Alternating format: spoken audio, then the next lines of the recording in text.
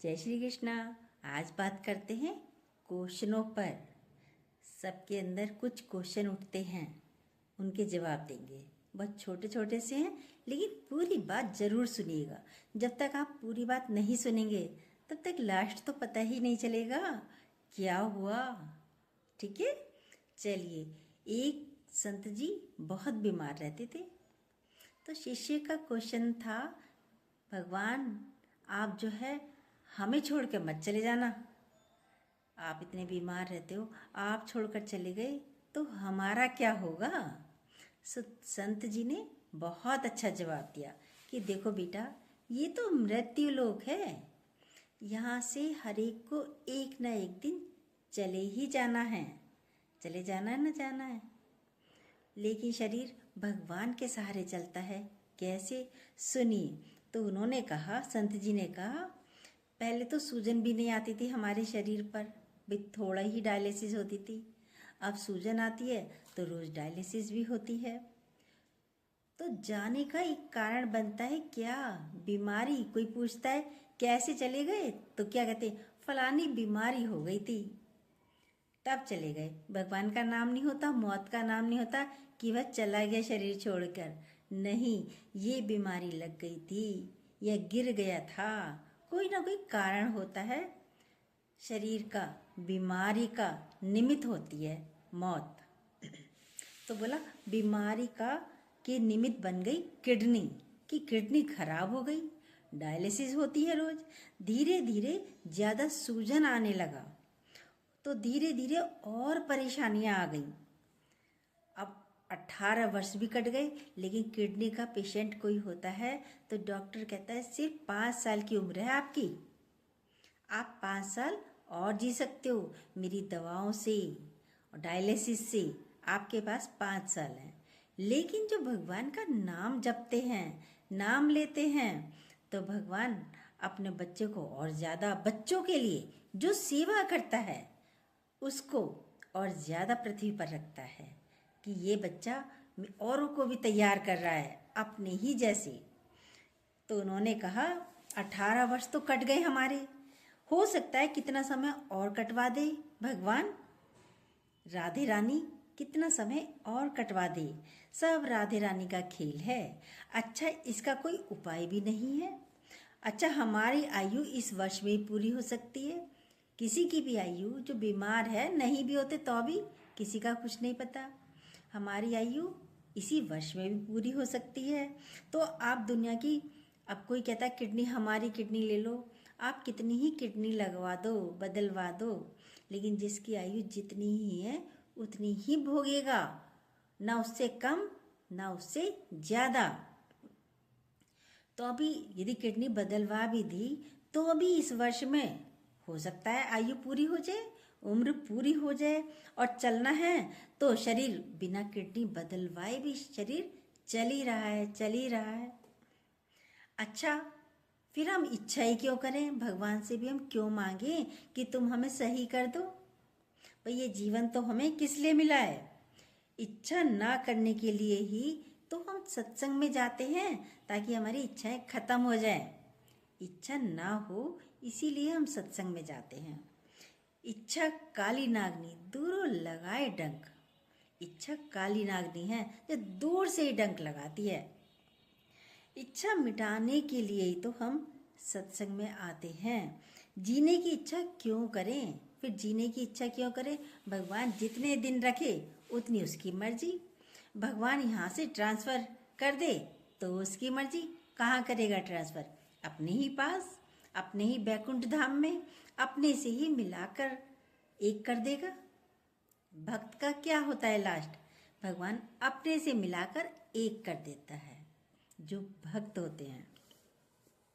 और यदि यहाँ रखना है तो यहाँ भी रख ले, तो अभी भगवान की सेवा भाव में ही बैठे हैं, भगवान की सेवा ही कर रहे हैं। अब जिसमें तेरी रजा हो उसमें मेरी रजा, जो तू चाहे वो मेरी भी इच्छा वही है, जो तेरी इच्छा वो मेरी इच्छा। ऐसे रहना चाहिए भगवान के साथ। हर कष्ट में आनंदित रहो, कष्ट है पर आनंद से रहिए। एकांत में अपने भगवान में या श्री जी में राधे में लगा के रखो। एकांत में हो तो भगवान में मन होना चाहिए, राधा में मन होना चाहिए, जिस भी देवी देवता को आप मानते हो उसमें मन होना चाहिए।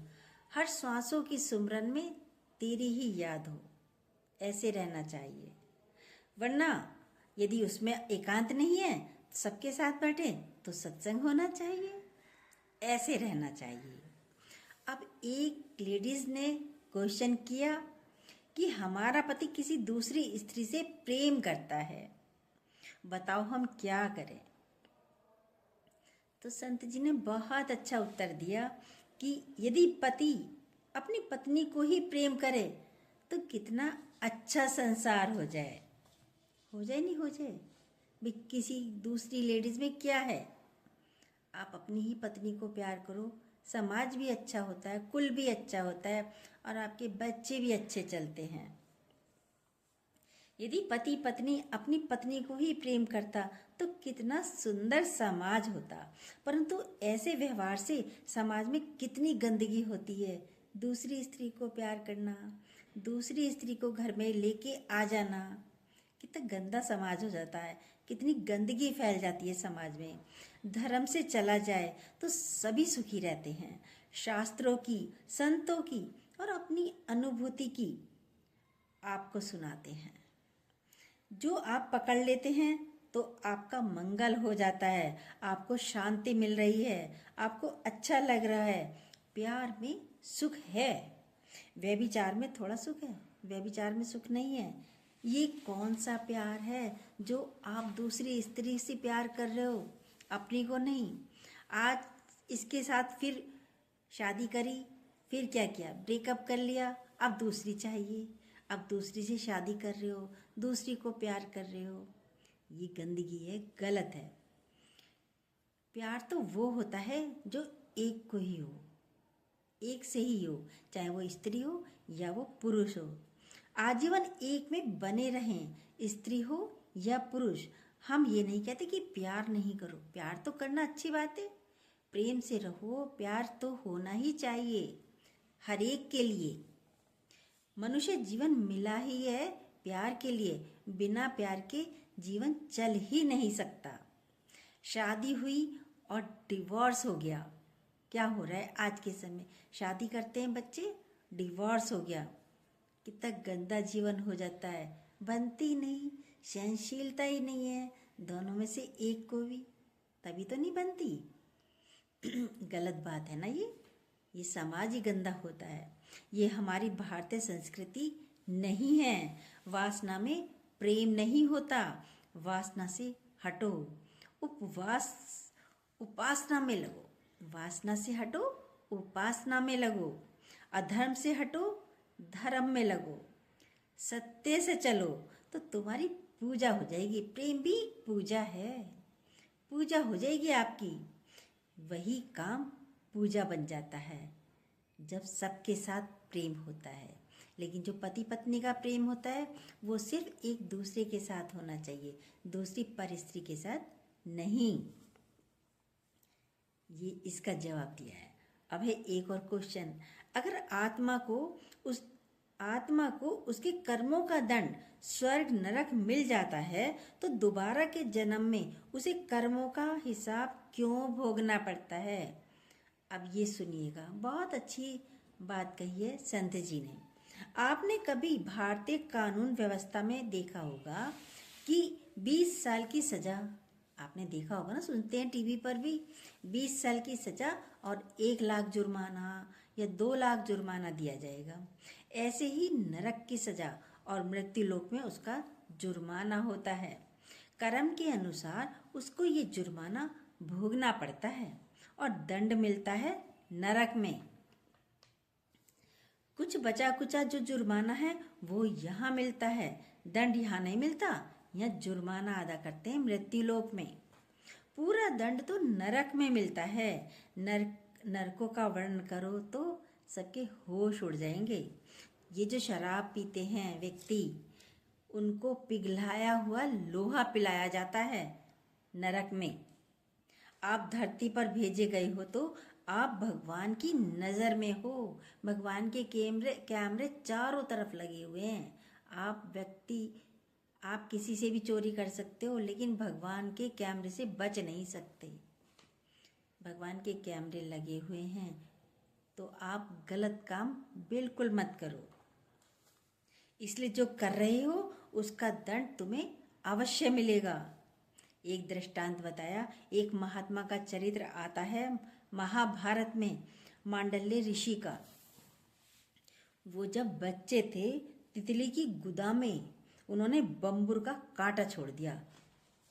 बच्चे खेल खेल में करते रहते हैं, तितली की गुदा में बम्बुर का कांटा छोड़ दिया, तो उनकी गुदा में सूली डाल करके छोड़ दी गई। बड़े होने पर उनको इसकी सजा मिली। उनकी गुदा में भी सूली डालकर छोड़ दी गई। कांटे की सजा सूली हो गई, सूली से पूरी हुई। इतना बड़ा दंड होता है। और कहते हैं नरक स्वर्ग कहीं और नहीं, इसी धरती पर ही है, कहीं और नहीं है। सबको यहीं भोग कर जाना पड़ता है। और जो कुछ कर्म रह जाते हैं उसे अगले जन्म में पूरे करने पड़ते, यदि हमारी मृत्यु पहले ही हो जाती है तो हम लोग जो पाप कर रहे हैं उसका हमें दंड मिलेगा। जो नरक में मिलता है वो स्पेशल दंड है, और जो यहाँ मिलता है वो जुर्माना। समझ लीजिए कि तुम्हें 10 साल की सजा और 2 लाख रुपए जुर्माना। सजा पूरी कर ली और जुर्माना नहीं दिया तो पूरा जीवन जेल में रहेंगे। कौड़ हो गया, ये बीमारियां लग जाती हैं गलत कर्मों की। कौड़ हो गया, कोई और भयानक बीमारी लग गई, बड़ा कष्टप्रद जीवन होता है, उसको भोगना पड़ता है। बड़े बड़े महात्माओं को भी भोगना पड़ा है। ये तो संतों की बात है, लेकिन हम यही कहेंगे नरक और स्वर्ग कहीं भी नहीं है, इसी धरती पर ही है। आपके कर्मों का हिसाब किताब यही होता है, कहीं और नहीं। ये कलयुग है, आज का किया हुआ थोड़े समय में सामने आता है। तो नरक और स्वर्ग कहीं और नहीं, यही है। अच्छे कर्मों के साथ आप आगे बढ़िए। अभी एक और दृष्टांत सुनिए। 2 दोस्त थे। एक दोस्त संत के पास जाता था, सत्संग सुनता था। छोटी एज के थे, 20-25 साल के होंगे दोनों दोस्त। एक संत के पास जाकर सत्संग सुनता था। एक दोस्त जाता था वैश्या की कोठी पर जाता था। दोनों ही चलते थे अपने घर से। एक इधर चला जाता था और एक इधर चला जाता था। एक संत के पास जाता था और एक कोठी के पास कोठी पर चला जाता था वैश्या के। कोई बात नहीं, ऐसी जाते रहे। जो कोठी पर जाता था उसको एक दिन उसने अपने दोस्त से कहा कि भाई, क्या तू इसी छोटी सी एज में सत्संग सुनता है, सत्संग में जाता है, क्या मिलता है वहाँ पे? वो कहता था बस अच्छा लगता है इसलिए चला जाता हूँ। ऐसे चलता रहा, टाइम चलता रहा। एक दिन क्या हुआ, दोनों ही ऐसी डेली जाते थे। एक दिन जो संत के पास सत्संग में जाता था, जाते जाते रास्ते में उसके पैर में कांटा चुभ गया। अब कांटा चुभ गया, खून निकलने लगा। खून निकलने लगा। दोस्त ने कहा क्या हुआ? कह रहे आज मेरे कांटा लग गया। कह रहे अच्छा तेरे कांटा लग गया? कह रहे और जा सत्संग, और जा। किसने कहा सत्संग जाने को? जो सत्संग जाता है। कह रहे देख मुझे देख, मैं आया हूँ कोठे पे से, अभी मुझे एक अशर्फी और मिल गई। अब दोस्त को भी लगा जब एक बात को बार बार आप कहते रहोगे तो कहीं ना कहीं दिमाग में पिंच होता है। अरे यार हम सत्संग में रोज जाते हैं, तब भी मेरे कांटा लग गया, इतना खून निकल गया। और ये तो कोठे पर जाता है, मजे लेता है, और जो है इसको एक अशर्फी भी मिल गई। कह रहे चलो आज गुरुजी के पास जाते हैं। गुरुजी के पास गया। गुरुजी आज मैं तो सत्संग में आ रहा था, मेरे कांटा लग गया, मेरे खून निकल गया। वो गलत कार्य करता है, गलत कर्म कर रहा है, उसको फिर भी अशर्फी मिल गई। गुरुजी ने कहा अच्छा बेटा चलो। गुरु भगवान ही होते हैं पूर्ण। गुरुजी ने कहा चलो, कहाँ लगी बेटा, तुम्हारे को कांटा कहाँ लगा? वो लेके गया गुरुजी को वहाँ पे, कह रहे यहाँ पे लगा, कह रहा बेटा इसे खोदो फावड़े से, थोड़ा सा खोदा तो वहाँ पे सूली पड़ी थी। कह रहा बेटा आज तुम्हारा अंतिम दिन था, आज तुम्हारे तुम सूली पर चढ़ने थे, लेकिन सत्संग में आते आते आते आते जो सिर्फ कांटे जैसी चुभन हुई, तुम्हारे कर्मों के हिसाब से कांटे जितना चुभन हुई, थोड़ा सा ही खून निकला, वरना आज तुम्हारा लास्ट दिन था, सूली पर चढ़ जाते। फिर कहा संत जी ने, अच्छा बताओ बेटा तुम्हें कहाँ मिली अशर्फी? गए संत जी, हाँ संत जी तो अच्छी तरह सब प्रैक्टिकल होके समझाते हैं। तो गए संत जी, चलो बेटा, गए वहाँ पे। उस दिन किवाड़ बंद थे वैश्या के, तो बाहर एक अशर्फी मिल गई। कह रहे संत जी यहाँ मिली थी, कह रहे यहाँ मिली थी। तो संत जी ने कहा बेटा तेरे नसीब में बहुत सारी अशर्फियाँ थी, ये पूरा ड्राम तेरे अशर्फियों का भरा हुआ था, जो सिर्फ आज एक मिली तुझे। रोज आते आते आते देख सारी अशर्फियाँ काली हो गई, कोयला हो गई। यह है कर्मों का हिसाब। एक दिन ही दरवाज़ा बंद था तो उसे एक अशर्फी मिली बस। तो ये है हमारे कर्मों का हिसाब। जो भी जैसा भी करेगा उसको भोगना तो पड़ेगा। अब आप देखिए आप कैसा कर रहे हो, क्या कर रहे हो। भगवान के कैमरे चारों तरफ हैं। आप इंसान से चोरी कर सकते हो, भगवान से चोरी नहीं कर सकते हम। कैसी लगी ये स्टोरियाँ? क्वेश्चनों के आंसर अच्छे लगे हों तो प्लीज़ जो न्यू हो सब्सक्राइब कीजिएगा, बेल को दोबारा प्रेस कीजिएगा, और नई नई क्वेश्चन, नई नई और दृष्टांत, कहानियाँ हम आपको बताते रहेंगे। साधु संतों के साथ बैठे रहोगे तो ये नई नई अच्छी अच्छी बातें आपके सामने आती ही रहेंगी। जय श्री कृष्ण।